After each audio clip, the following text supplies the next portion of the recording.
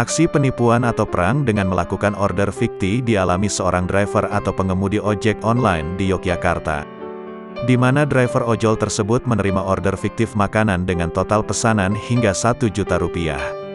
Pada video yang beredar itu, disebutkan bahwa pesanan customer berupa makanan. Driver itu bahkan sampai memerlukan kardus besar untuk membawanya.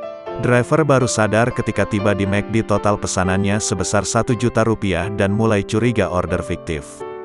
Ketika tiba di tujuan, rumah dengan alamat itu merupakan rumah tingkat sehingga Muko ini beranggapan pesanan itu datang dari orang berada. Dia memotret rumah itu dan mengirimkannya kepada customer, tetapi dibalas lokasinya masih harus bergeser. Akhirnya, driver itu tidak menemukan orang yang dimaksud Eva. Dewo mengatakan, saat ini uang milik driver itu sudah diproses Gojek untuk dikembalikan ke saldo driver.